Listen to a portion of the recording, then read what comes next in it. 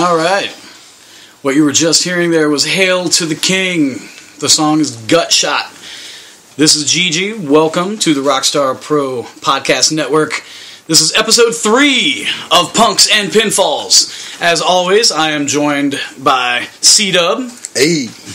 And this week, we have a special guest with us. Now, last week's episode, we told a story. C-Dub has a great story of being on the road managing for a band.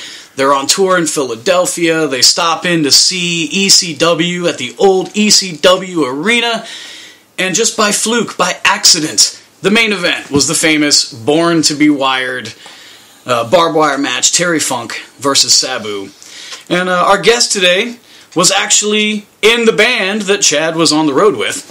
So he's an old friend of ours, freelance music writer, and wrestling fan. So welcome to the show, Gary Spencer.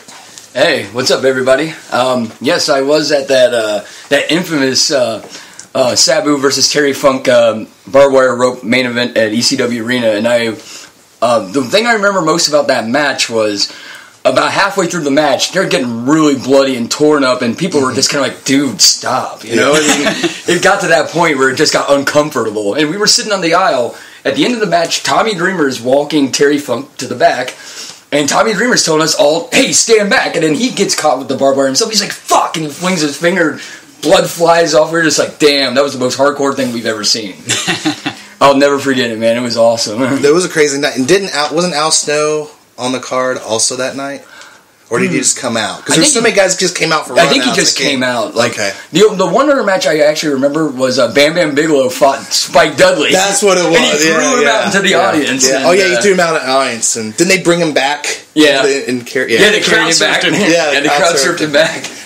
And when I talked about the story, the last podcast, it was just insanity. It was just like people were just bloodthirsty. I mean, it was like an insane environment there that they were going off. That was a very hostile audience. Yeah, we bring that up a lot in the wrestling world because I'll be on these different fan groups. So, I monitor these Facebook groups and message boards and whatever where fans chime in with their opinion, and they're so bloodthirsty. And I always tease fans, like, you raise the bar so high. I'm like, these dangerous matches, these crazy hardcore stunts, like, take years off of people's careers. Yeah, I mean, that's why Mick Foley had to retire so damn early. He was just so torn up from all those crazy matches he did in Japan and ECW, obviously, and what he did in WWE. Especially when it becomes your thing. That's what you're known like for. Mick Foley. Like Mick Foley and some of the other hardcore guys. Sabu doing crazier shit that, if you don't do the crazy shit, the fans are like, boo. Some of the craziest stunts I've ever seen in my life were Shane McMahon. And he would do them once every 6 months, once a year. Mm-hmm. So, right. He's not doing it every night, just tearing up your body. And he's not working the indies where he's doing it, getting in his car, driving 6 hours somewhere else. After he just made $50. Yeah, get gas money to get to the next city. Yeah, oh man. Yeah, somebody was mentioning, speaking of Shane McMahon, like, wouldn't it be awesome if he was a surprise entrant in the Royal Rumble tonight? Oh, yeah, for those of you listening to the podcast, we're recording this Sunday, the night of the annual WWE Royal Rumble. For the most part, we told you on this podcast we're going to try to avoid talking about WWE because they are the mainstream. This is supposed to be more about independent wrestling. But the Rumble is one of those events. It's one of those annual big things.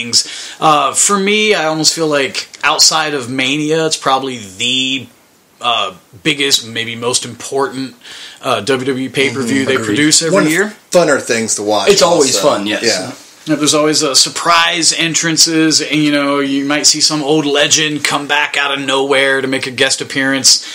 Sometimes people that maybe they didn't recently have a WWE contract, maybe they've been out injured. There's lots of people that you haven't thought about in a while that kind of make surprise returns. So it's always something that you look forward to. Any Royal Rumble memories? Any favorite Rumble moments from when you were a kid? I'll let Chad start on this one. I don't really have any favorite memories. I definitely look fond of like gambling during the Rumble. Everybody like pick their guys, who's going to win, stuff like that. Yeah. And I think it's Gary brought up the point. With the network now, anybody can watch the pay-per-views at their home by themselves, but especially with the Rumble, I feel that's one that it's really fun to watch with a group of guys or a group of people because of the like special guests they have and surprises, and then you get he's still alive, oh my god, like stuff like that. OMG, he's still alive, LOL. Yeah. And there's also at the end, the winner of the Rumble really tells you where WWE is heading going into Mania. They always say it kicks off WrestleMania season, and it really does. It starts the 2-month hype going into their biggest event of the year. And, the pay-per-view between Rumble and Mania every year is always just sort of a bump in that road. Right. It's always just sort of like, well, yeah, this is cool. Maybe, they used to do the Elimination Chamber and different gimmicks to set up. When they split the titles and they had a separate title on Raw and SmackDown, they would use other gimmicks to give you the other main event. Now that they've unified the titles again, we're really going to be seeing how the card's coming together for Mania after tonight. Yeah. Yeah.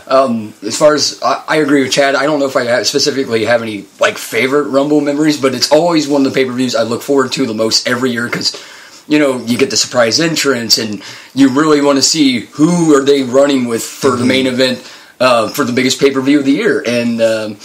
And sometimes, like in the instance of last year's Rumble, you could see how bad they screwed things up. It probably altered their year, It totally did. I mean, they just assumed, I guess, that, people would be gaga for Dave Bautista to headline the WrestleMania when the hottest thing in WWE was Daniel Bryan, and when he got snubbed, the fans took it personally, and they're just like, fuck you, go home. Yeah. There's a theory that it was all a work. I've heard that it was all a plan to get Daniel Bryan even more over because the fans were so mad. It was a horrible work. It was a terrible work. We want to get people to leave and stop watching our shows. It's like I was telling Gigi, Batista wasn't getting heel heat, he was getting go away heat. Dude, the one thing about Batista that I remember watching his matches was his shoes. He had some crazy ass shoes, and that's all I remember was those are some expensive ass Nikes or something he's got on, man. But and the skinny jeans. Yeah, that's sad. Am I really supposed to care about his wardrobe? That's my concern. Yeah, we were just. It was great that he was his famous interview where he said, things have changed since I was here before. Where have all the real men gone? While he's wearing a diamond stud nose ring and skinny jeans and a raver jacket. Yeah. Oh man, but actually, speaking of the subject, speaking of Daniel Bryan, this is my prediction, and I'm going to explain why I think they should do this. Daniel Bryan should win the Rumble tonight. There's a couple different reasons here. First of all, he's massively over still. Second of all, a lot of fans want him to see him win the Rumble. He should have won last year when he was red hot. Okay. His championship run, he still deserves a legit run with the title because everyone knows he had an injury and had to forfeit the title. He never actually lost the belt. Mm-hmm. So that's another thing. And finally, a match, assuming Lesnar wins the championship match tonight, Lesnar versus Bryan could be one of the greatest David versus Goliath stories they've ever done. And I think fans would be hot for that angle. Do you think fans will be upset if Daniel doesn't win it tonight? Yes, and let me explain why. If the rumor is true that Roman Reigns is the guy that they're running with for the main event, a lot of people feel he hasn't earned that spot yet. A lot of people feel like he's not ready for that spot yet. And keep in mind, speaking of Philadelphia, that's Hardcore Wrestling Nerd Central, and that's where the pay-per-view is tonight. Those fans will take a giant shit on Roman Reigns winning the Rumble, especially if he's the one who eliminates Daniel Bryan. And Gary, I consider yourself a weathered wrestling fan. You've watched wrestling for years. I remember us as kids, you need to watching Ebony Express and shit like that. But we're now grown wrestling, And I consider your opinion like the average wrestling fan, if not the educated wrestling fan. If you're telling me Roman Reigns, blah blah blah, people aren't going to like that, I kind of buy that because you're not in the wrestling business. You are a guy who watches wrestling and you get paid to give your opinion whether you like something or you don't like something, so you know how to think about your opinion. You know what I mean? And for you to go as a wrestling fan, I don't want this guy to fucking win. I want this guy to win. I kind of see your view as maybe the more average wrestling fan. I don't know if I would consider myself an average wrestling fan. I mean, I've been watching since I was a little kid, and actually, you guys brought up something. How'd you get into wrestling? He's one of those smart marks. Smart mark. I'll wear that badge. Anyway, like, people ask me sometimes, like, how'd you get into wrestling? And actually, this is kind of an unusual story. My grandmother used to babysit me and my younger brother on Saturday nights when we were little kids, because they wanted to go out and get Superstation TBS 605. Yep, no, exactly. And like, she always had wrestling on, and she just sit there and like, I hate Ric Flair. He's such a dirty cuss, and she totally bought. Not to cut you. I just remember walking into your house and your grandmother sitting in the chair from the TV and going fucking off at the TV. She watched the ESPN, like when they had not a barricade, it was a rope. Was it Global? GWF, Global Wrestling Federation. God, that's so long. I barely remember. I just remember NBA Express for some reason. Yeah, I agree. For some reason. Yeah, I know. When you brought that up, I'm like, wow, that's pretty random. Because again, the thing I remember the most is her yelling at the TV because she could not fucking stand Ric Flair, and she was a total mark. I mean, she totally bought that Ric Flair was the dirtiest. It was still real to her. It was still real to her, definitely. And the thing was weird is like I was a little kid. Most little kids were into the popular wrestlers like Hulk Hogan and the Ultimate Warrior or whatever, and I liked the heels. I thought they were cool. Like Ric Flair would get there with his flashy suit on and talk like all this jive, and I was just like, there's something cool about him. They were a little more hip. I don't know. I like they had attitude. Do you think that maybe it has something to do with our generation growing up with like Star Wars and things where you need that strong antagonist. You need a great villain to make a great hero. It is a Star Wars generation thing. I mean, because again, going back and looking at it when I was a kid, I mean, I thought there was something cool about Darth Vader, and I just couldn't put my finger on it. And I was Darth Vader for Halloween. When we were kids, we loved Skeletor. We loved Skeletor was great the villain. Cobra Commander.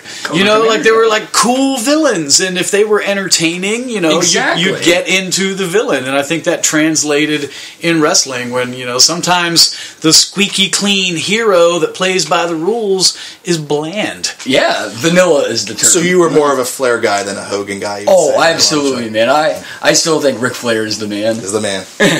Yep.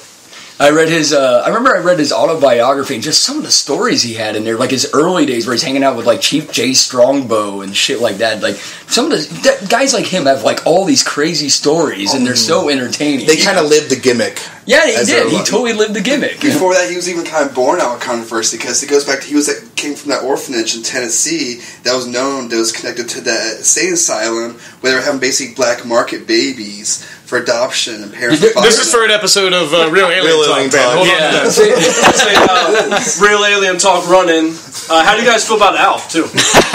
They just did a great episode. Make sure you check out Real Alien Talk. This week's episode, it was Real Alf Talk, an episode dedicated to Alf. So, actually, at first I was like, I don't have anything to add to this discussion, so I set that one out. But then I started thinking about it because, like, the only episode of Alf I can really recall is the episode where Alf wishes he was on Gilligan's Island, and then he has this dream where he's actually on fucking Gilligan's Island. Was he Gilligan? No, he was hanging out with Gilligan and Skipper and I forget who else. It wasn't all the original cast members, but it was most of them. Oh, they actually had Gilligan? Yeah, Bob Denver was there. And I just want to say, how could the professor never find a way to get off the island? I always thought that was bullshit, too. I always thought that was bullshit. He could make a radio out of coconuts, but he couldn't get off the fucking island. That drove me crazy. Like, how... He's genius, but he can't build a damn boat, but he can build a radio and, like, satellite dishes and shit. Jeez. Unfucking believable. Oh man! Okay. Well, hey, maybe it's let's bring it back to what we were just talking about: wrestling and heroes and villains. Good guys are stupid. That's why I couldn't get off the island. He was the good, genuine guy, and good guys are stupid. There's a lot of truth to that because, like, if you think about in wrestling, like a lot of wrestling angles, the baby faces walk into all these really stupid situations. You gotta be more gullible because they're gullible. They're trusting. They believe in their friend. They believe that their friend's going to do right by them, and turn on them or whatever. And then that friend stabs them in the back. Bastards. Oh yeah. Speaking of like the Shield angle last year, it's like Seth Rollins is her brother, and guess what? He's hit him with a chair and sold him out to the Authority. And he's been the top heel in the company since. Agreed. And actually, that's a good... I'm glad you brought that up because speaking of, my anti-Roman Reigns campaign here, he won the Superstar of the Year according to WWE this past December. I'm like, are you fucking serious? I'm like, Seth Rollins went from faction guy, the middle guy in the faction. He was not the big strong guy, and he wasn't the crazy guy. He was just kind of there putting on these great matches. I don't remember. Was this a thing that the fans voted on? Because people on the internet, they say the fans voted on it. They say they did. I don't buy it. But anyway, again, I'll tell you this. How many 12-year-old fans do you think got on and voted for Roman Reigns? When I see these things, I don't. I totally believe that sometimes the mainstream fans at large are morons.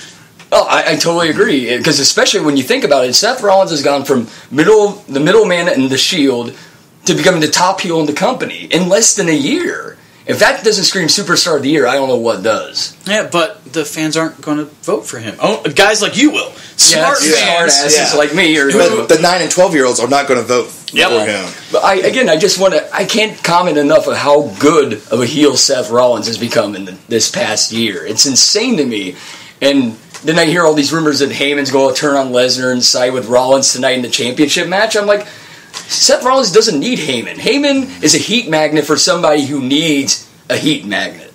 I just don't think it makes any sense. So all these theories about Heyman turning on Brock and Brock going face and siding with Rollins, I just don't know. What's Brock going to do without a talker with him? He's leaving soon. Oh, anyway. okay. He's going back to UFC. He's going to beat up people for a living for real again. Kind of like CM Punk, who I think is a surprise entrant tonight. I got you. So, we're talking a lot about Seth Rollins. We all remember him as Tyler Black on Ring of Honor. And there we go. So a little segue here. We for those of you listening around wherever you may be, we record the show in Dayton, Ohio. So a little local thing. We just wanted to plug that Ring of Honor will be coming to the Montgomery County Fairgrounds. Rockstar Pro did a show at the Montgomery County Fairgrounds not too long ago, and Dave Chris did a crazy dive out of the balcony as one of those holy shit moments that I will never forget. But yeah, Ring of Honor will be coming to town, so check that out. It's this coming weekend, January 31st. The big thing there, the big story, is that the former Alberto Del Rio, now known as Alberto El Patron, he will be making his local debut for Ring of Honor there. But I do not believe it's being filmed. I don't think. You think it's just a house show? It's just a house show, I believe. Okay. It's part of their Winter Warriors I am tour. curious about Alberto El Patron because I read something online today. I'm in a handful of wrestling groups on Facebook, and somebody was commenting that they thought WWE might have been handcuffing Del Rio because he came out there and cut this insanely good promo, apparently, at a Ring of Honor house show yesterday. I don't know where they were, but it's got me curious. I'm like, maybe I want to go see Ring of Honor and see what his persona is these days. Because we all know he's a good wrestler. Yeah. But let's face it, the Alberto Del Rio gimmick, I never bought in with it. And he's a guy, I don't even know how they're pulling this off. I'm not really sure contractually how they're doing this. True. But Alberto El Patron now is working for both Ring of Honor and AAA's Lucha Underground. I don't know how they're doing. They're competitors. They're both on American television, so I'm not really sure how they're going to pull this off. Especially with them both being on American television, unless he wears a mask for the AAA or something. He did before when he was in CCC, right? So that could be the way they pull it off. I don't know. But yeah, also on that card will be Michael Elgin, their Ring of Honor television champion, Jay Lethal, Matt Sydal, former WWE Tag Team champion, and the current Ring of Honor champion of the world, Jay Briscoe. Other indie wrestling news, and we just mentioned a little while ago the old bingo hall, the ECW arena. Our sister promotion, CZW, will be doing a doubleheader. CZW and WSU will be putting on a big show February 21st at the old ECW arena in Philadelphia, where tonight's Royal Rumble will be taking place. And Dayton's own, Rockstar Pro's own, OI4K, Dave and Jake Christ will be defending the CZW World Tag Team titles against the Young Bucks. So check that out on pay-per-view. CZW from the ECW Arena in Philly, February 21st. The Young Bucks, you mean the tag team that sells out arenas every week? They've definitely been working the indies all over the place. Well, I know. I'm just being a smartass because I know I read they made some comment that they've been selling out all these arenas, and Jim Cornette, I guess, shot on them. Oh, really? Recently, yeah. Like, we're selling out arenas. You're selling out like gymnasiums. they've been selling out 200-seat venues. Well, no, actually, I had to correct you on something there about the CZW show where it said the ECW Arena where the Royal Rumble will be tonight. Philadelphia. I know. I guess I had to be a shithead there. Can you imagine if they actually did try to stage the Royal tickets Rumble? would be like $900. Can you imagine if they tried to stage the Royal Rumble at the ECW Bingo Hall Arena? I mean, oh my god, that would be insane. They can hardly even do the Manhattan Center. You know, that's kind of too small for them. So. But the difference between the WWE and indie wrestling from the nosebleed seats where you can't even hardly see what's going on in the ring and you end up watching it on the screen and you go, why am I paying for this? Exactly. I could just be watching it at home. Whereas indie wrestling is live, up close, and personal. If you're on the front row, you got to be careful you don't get somebody's sweat or blood on you. So... big difference. And then this past week we had some more stuff announced for Rockstar Pro's big 3-year anniversary. Friday, February 6th we'll be having. And I guess we're having an aerial assault match. Yes, it's going to be wild. Basically, anyone who has ever held the American Luchador Championship is eligible to compete in this match. Already confirmed is former champion Remy Wilkins. Again, for those who follow Rockstar Pro Wrestling and specifically the American Luchador division, that title, there was originally the American Luchador promotion, and that was their championship. And the title has gone through a few different wrestling promotions and found a home at Rockstar Pro. The last recognized American Luchador champion was Remy Wilkins, so he brought the title in and was the first to defend it at Rockstar.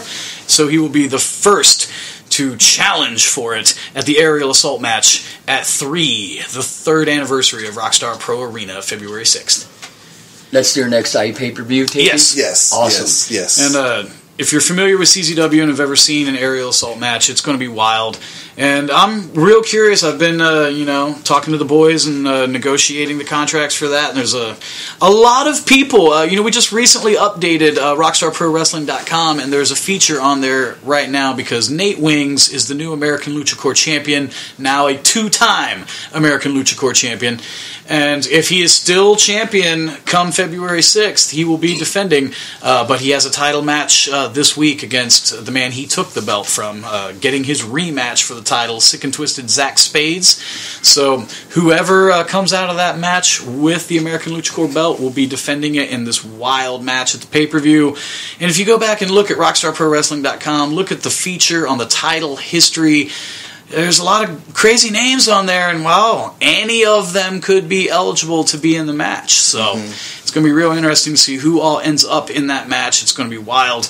And in addition to the wild aerial assault match for the American Luchador title, we also have the big main event at 3 will be 5-on-5 elimination tag match. Ultra-violent Island of Death. We call it the Island of Death because it becomes an island unto itself. The ring will be surrounded by wood and barbed wire.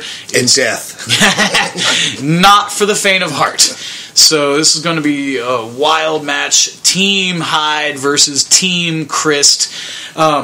By the time this podcast is up, I'm pretty sure the fans can figure out. Aaron Williams has already thrown his name in the hat. He wants to represent Rockstar Pro against Team Hyde.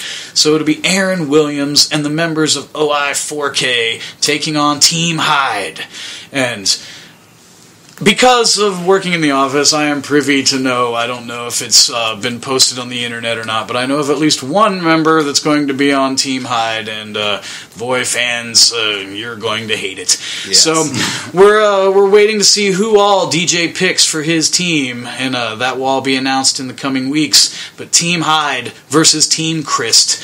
The winning team walks away with the championship. If Hyde's team wins, DJ Hyde is once again Rockstar Pro Champion. So, going to be a big, big event. General admission is only $10. Ringside tickets are only $15. Going to be on delayed pay-per-view and available on DVD. You definitely don't want to miss this event. And those front rows go fast. Yeah, I know that we only sell them Wednesday nights at Amped. They're not available online. Only the fans that come to the arena every week get first dibs on the front row tickets, and they're already selling quickly. So if you want a front row ticket, get it at a Wednesday night Amped before 3, because the front row will sell out before the pay-per-view. It definitely will for this. Awesome. Well, yeah, that's some good stuff. And we'll hit some concerts we have coming to the arena here in just a bit and stuff. But we'll maybe talk with our guests. Gary, I was talking earlier, you're kind of more of a specialist in metal. And you actually hit us up and be like, hey, I'd be on metal and Pinfalls. We're like, well, we have punks and Pinfalls, but we try to talk about a little bit of everything, you know? Cool. Yeah, the name is Punks and Pinfalls, but the focus is indie wrestling and indie music. Yeah, so it covers a wide variety. Yeah, because let's face it, the music I dig, no, you're not going to hear it on the radio. It just ain't going to fucking happen. So we were kind of joking earlier that from Real Alien Talk, SG1, his world's greatest concept album is the Wasp. What was the name of the album? Crimson Idol. Crimson Idol. Yeah, Crimson Idol. Crimson Idol. And you kind of disagreed about this. You did not think that was the best concept album. First of all, I'll just let you throw yours out. I still hold firm that Crimson Idol was the best concept album ever. Battle of the Garys. Scary Gary versus Gary Spencer. But we did come to the conclusion that it is Wasp's best album, though. Oh, clearly. Okay. So what at least beats Wasp? I'm about to say, if I would really have to have an evening where I would just sit down in front of my computer with my stereo on and really think about what are the best concept records ever made. Mm-hmm. You have to obviously give it up for Beatles' Sgt. Pepper's Lonely Hearts Club Band. Okay. You have to. I mean, they started it. You have to give credit where credit is due. If the mic didn't pick that up, Ben Michael just chimed in with Maiden, another band that has a lot of tons of concept records, and all of them very good. Like Somewhere in Time is probably my favorite by Iron Maiden. Run for the Hills. That's on Number of the Beast, and actually Number of the Beast is one that is not one of their concept albums. Anyway, Joe's Garage by Frank Zappa is one of my favorite concept records. What's the concept? Yeah, it's about this band that rehearses in a garage and some of the things they go through on their way to trying to make it, and the songs are just fucking hilarious. Okay. It's that is definitely one of my favorites, no doubt. Again, I'd really have to have a metal. Like what? Metal concept records. I mean, actually, unfortunately, at least most current metal records aren't concept records. Mm-hmm. On the other hand, actually, Uncle Ass and the Deadbeats' latest album called Mind Control is about a satanic cult who tries to influence the participation of others with drugs and rituals and things of that nature, and they write damn good songs on top of that. Now, I saw them in Chicago last year. Actually, me and Ian went to the show. My little brother Ian. He lives in Chicago. I came all the way from Dayton. It's about a 5-hour trip, and I had an extra free ticket, and he actually had the day off work. So he never heard the band before. Yeah, I'm really not too familiar with them either. Are they younger, newer? Yeah, they're a newer band. They're from Britain, and actually last year they opened for Black Sabbath in Europe. And what was their name again? Uncle Ass and the Deadbeats. Okay. And they're one of my favorite new bands. They're fucking brilliant. And actually their record before that, Bloodlust, is a concept record as well about a serial killer who goes around London murdering women. So kind of a Jack the Ripper kind of thing? Yes, a very Jack the Ripper type of thing. Didn't Spinal Tap do that? Actually, speaking of concept records, Spinal Tap. Speaking of shit sandwich. Oh, man. But anyway, Uncle Ass and the Deadbeats, if you dig like 60s style heavy metal, like very crunchy, doomy, psychedelic metal, you should definitely check out that band. I don't think you'd be disappointed. They opened for Black Sabbath. That tells you all you need to know. We also talked about, we're just starting the new year here. What was, you think, one of the best albums from last year? Ooh, that's another tough question. Maybe not number one, but maybe if somebody's going to do a story, go, hey, give this a try. Ooh, that's another one of those things I'd have to really sit down and like bang my head against. Whenever I make an end of year best of, it takes me days because I understand. I'm that much of a music nerd.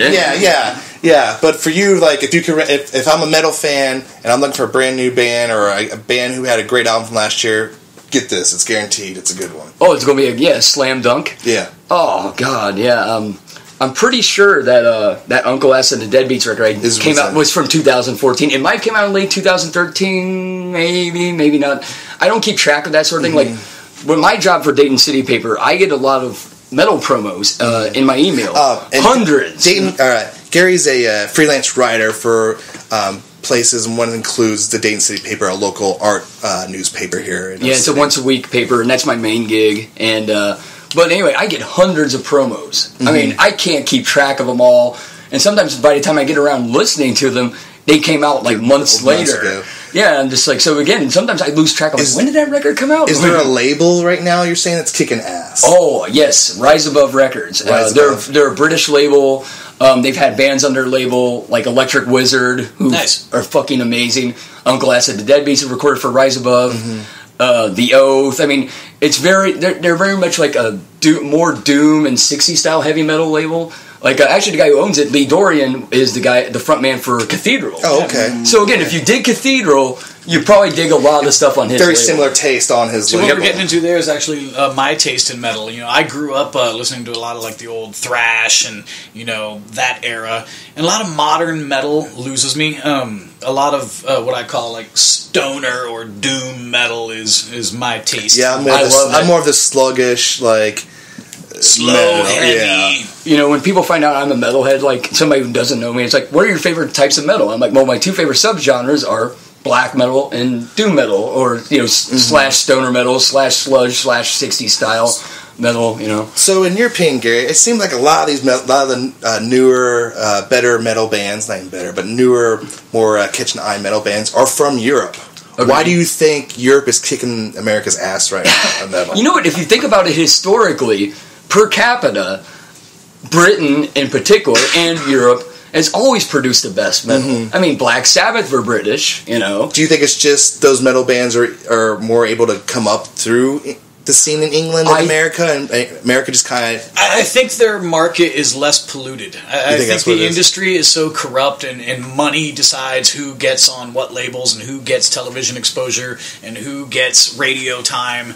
And I think that the American music industry is just so corporate and so money-driven and so commercialized. I think Europe seems to be a little more pure.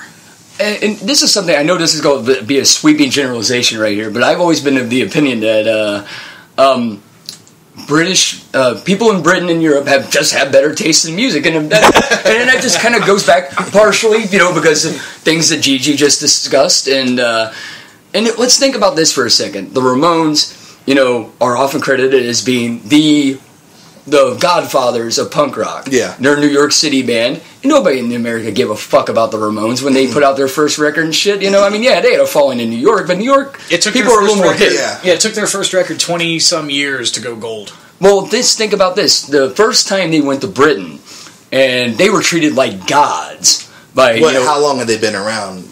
They went just a few years, because they went to Britain for the first time in '77. Actually, that first tour is where they recorded the live album "It's Alive," if I recall correctly, at the Rainbow. It was that tour that inspired the Clash. Start, and that inspired Malcolm McLaren to form the Sex Pistols to sell punk clothing. To sell their clothing in his wife's sex shop. Side note, I'm not a big Sex Pistols fan at all. I love the Sex Pistols. I mean, I love Nevermind the Bollocks. I mean, it's a classic. But I will never say the Sex Pistols are one of my favorite punk bands. That's just not going to happen. No. They did write a fantastic record. Yes, I really love that record. But some people will argue that they weren't really punk because they were like the Spice Girls. They were a product. I got to put them together. But he was going for a certain look. I'd like to add that I enjoyed Malcolm McLaren's rap record. Two Buffalo girls Wait a minute, around the outside. Yeah, but did you like it as much as you liked Macho Man's rap record? Or Be a Man, Hulk. Or the guys, awesome the Ramones had a rap record with Dee Dee Ramone. Dee Dee Ramone had Dee Dee made a rap record. Yeah, after On D.D. King. yeah, Dee King. Still have it on cassette. Amazing. So kids, don't do drugs, or you'll think you can become a rapper and put out a really terrible record. potato. I am proud to say- Is that what it was? Love Mashed that potato. album. Yeah. Mashed potato. With Debbie Harry. I am very proud to say I've never heard Dee Dee's rap record. I own 2 copies of it. Although I did like the Wait, why do you own 2 copies of it? did you lose a bet? No. Well, first of all, the Ramones are my all-time favorite band ever. So I'm a So you had to have 2 completist. copies of the worst record they... Well, there's 2 fantastic songs on that record. One of them, the Ramones later re-recorded. But there's 2 rock songs, and then the rest of it is just awful. But it's great comedy, because when you put it on, because again, Debbie Harry from Blondie is a guilty party on that record, and it's really terrible. It's bad 80s Casio keyboard drum beats, and Dee Dee Ramone in that thick Brooklyn accent, like doing terrible, terrible rapping. And it's... Well, hey, Gigi, you're a Ramones completist. I've been wondering about this for a while, because I'm a Gigi Allen fan. Did they ever record and or release any of the work that Gigi and Dee Dee did together? Yeah, there's some like rough demos and stuff. Oh yeah, I knew it wasn't going to be anything. Well, not that anything Gigi did ever was. You know, Let's get this in the studio, guys. I mean, let's face it, Gigi never worked with George Martin. I mean, Yeah, nothing was ever released on a major label or anything, but yes, if you do some research, yeah, there are some things floating around from when they... yeah. The other day I was on YouTube and I was bored and I'm just like, I'm going to watch Hated. You know, the Gigi Allen movie. Yeah, watch his brother blow his dead corpse in the casket. Yes. What? See, that was another thing I could never What? get into Gigi Allen. I couldn't. True story. For those of you who aren't familiar with Gigi Allen, my nickname is Gigi, but it was meant to be a reference to the Ramones. The nickname came along from Dee Dee Ramone, but punks, people in the scene who are familiar with Gigi Allen, I'll get that sometimes. They'll go, "Oh, Gigi, like Gigi Allen?" And I always go, "No, I don't roll around in my own poo." Because I remember I used to make this joke about you, man. I was like, until I see you stick a microphone up your ass, I'm not going to call you Gigi. Here we go. Here's the... Yeah, Funky Man. Funky Man. He pulled up on the no. screen. Dee Dee King's really terrible rap record. The cover of that record is fantastic because it's Dee Dee looking like Dee Dee, and he's in Converse, and he's in tight jeans, and he looks like a Ramone, but he's in a b-boy stance and a gold chain and a fedora. Doesn't it got boombox and shit, too? Oh, yeah. Dude, if this is not a poster for not doing drugs, This I don't video know is what a is. post for not doing drugs right here. But why I own 2 copies? Because I was in second time around, and I found a copy of it for like $1 or something. They didn't know what they had. And because it's out of print and hard to find, it goes for high dollar on eBay. Okay, well that makes sense. I understand that. I understand. That's the only way you can defend that. I understand. Hey, I proudly own 1 copy. The 2 was a fluke. But yeah, my all-time favorite band, so I even had to own the embarrassing record. I gotta say, I think most contemporary or modern punk is boring and derivative and uninteresting. But that can be said of every genre, though. But with that said, I mean, growing up as a teenager, I mean, God, I still love. I'll put on a Ramones record every once in a while. I'm like, God, this stuff is so fucking awesome, and it's just. No one, again, I'll agree with you on that. No one did it better than the Ramones. Pure, That's my stripped opinion. down rock and roll. They weren't trying to reinvent the wheel. They weren't trying to create a new genre of music. They were trying to play 50s, 60s rock, and they just played it really, really fast and really, really loud and kind of stumbled upon a new genre. Yeah, and I remember every time I saw the Ramones live, they would play all of their songs twice as fast as they were on record. That always amazed me. That happened when Marky Ramone joined the band. If you listen to It's Alive, the tempo, Tommy Ramone is playing drums, and the tempos are about the same as they are on the record. A little faster, but... When Marky joined the band is when they went into hyperdrive. Like, everything got really fast. So we talked about some records we liked and everything. So any of the complete turds of album-wise, Gary, you've heard lately? Or you're just like, this is horrible, and this band used to be really good? You know what? One thing I've made it a point to do since I've been writing about music for off and on for like a decade, and I've gotten to a point, I don't see the point of going out of my way to write or talk about and trash a record, because the way I look at it is like, that's a waste of time and ink. I'd rather use that time and ink to promote something good. Yeah, to promote something good. And what would you say? Could you say disappointing? It was a disappointing disappointing record. Well, the only way I would discuss that if that was a band I was really into at one point, then they released it, I'm like, what the fuck is this? I mean, it happens every once in a while, but I've been lucky. Most of the shit I think is going to be good turns out to be good. Turns out all right. I've got my bullshit detector so finely tuned at this point. I've been listening to music all my life and writing about it for a lot of it. That again, I got a good gut check on like, I think this is going to be good, and usually I'm right. So, what about live shows? Any live shows you thought were like really good? Oh wow! Actually, I'm glad you brought that up. Last weekend I went all the way from Dayton to Chicago. This is a common theme. Because I wanted to see the Mayhem and Watain tour, which is the big black metal tour of the winter. You got Mayhem, the legends, who a lot of people think are again, the forefathers of the black metal movement. Then you got the upstarts Watain. They've been around for a while, but and then they had the American band Revenge with them. And Mayhem were just as brilliant as I thought they would be. Were they the headliner? Oh, yeah. And Attila, he's all decked out in his weird outfits and makeup and shit. And Hellhammer's still a beast on the drums. Original member Necro Butcher is still with them. He looks not the wrestler. Yeah, definitely not the wrestler. They were excellent. They played like new stuff. They played a lot of stuff from De Mysteries Dom Satanas, which is one of my favorite records of any genre, let alone black metal. I mean, that album is just a fucking masterpiece. And even people who don't like black metal should go check out that record, because even if you're not familiar with it, that's the record, in my opinion, you need to hear first. What was this? It's called De Mysteries Dom Satanas, which I think loosely translates to the secret rites of Lord Satan. Oh, okay. And is this something like one of their first records, or is this brand new? It was their first full length. First full length. Okay. And it came out, I think, in '94. Oh, okay.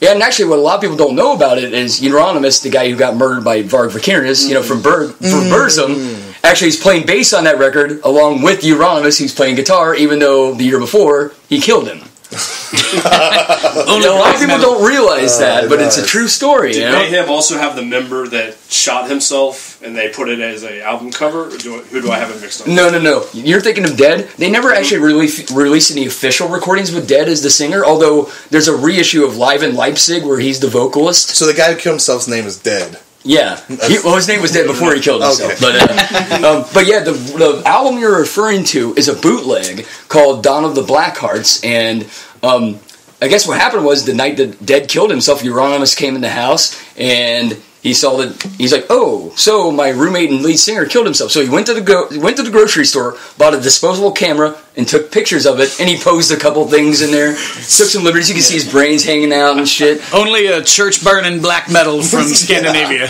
And I guess somebody got their hands on it and used it as a cover for a Mayhem bootleg. Wow. Again, it's called Dawn of the Blackhearts. Look it up, find it on a Google search image. You'll be like, "Oh, that's cute." It's funny. You're talking about some of the best concerts that you saw this year. You drove to Chicago. We're running out of time, so I'm thinking next week's show. I have a couple of great concerts I went to see in Chicago this last year. So, we could definitely do an all Chicago topic. Because I went to Chicago, I don't know how many times last year. So before we run out of time, I want to do some quick plugs. Some great concerts coming to Rockstar Pro Arena Saturday, February 21st. Hail to the King will be changing their name. So I'm not sure if there was an existing Hail to the King. I'm not sure if their record label is making them. I don't know what's going on. But for some reason, they're changing their name. So this will be their last show under that name. They will be announcing their new name at the show. Also on that bill, The Initiative, Eternal Void, Believe, When the Tigers Broke Free, and Absent Youth. Tickets are available at rockstarproarena.com. Advanced tickets are only $10, $12 at the door. The following week, my band, Legbone. For those who aren't familiar, we're a hardcore punk band.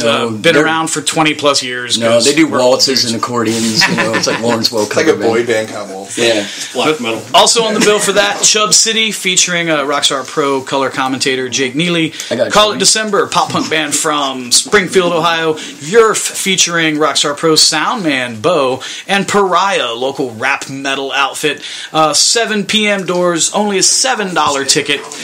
Thursday, March 12th, Full of Hell will be returning. Now, Gary, maybe we can talk about this next week because we wanted to get your opinion on them. I know you like that band. Yes, I do. They opened for Weed Eater at Rockstar Arena last November, and they just put on an insane live show. I mean, it was just like totally out of control, and And again, it just floored me. I love it when bands do, just put on shows. Like we're not just going to stand here on stage. We're going to get out in the audience, get in people's faces, and that's exactly what they did. It was incredible. So great band, Full of Hell, Thursday, March 12th. And as I say, also, you can go to our website, rockstarproarena.com, and tickets are available for all those shows at the rockstarproarena.com rockstarprowrestling.com for all your wrestling news, rockstarproarena.com for all of your concert news. So that about wraps it up. We'll be back next week for another episode of Punks and Pinfalls. This is Gigi, as always, joined by C-Dub. Some run-ins from SG1 and Ben Michael. And Alf Presents Raw by Eddie Murphy will be at the arena very soon. $25. Yeah. So thank you. Hey, Willie. Scary Gary. Thank you, Ben Michael. Thank you, Gary Spencer, for joining us this week. We'll be back next week. See you guys. Hey, Willie. You ever wonder why I look like Shay? That's the big deal. Hey, Willie. You ever see my asshole shave?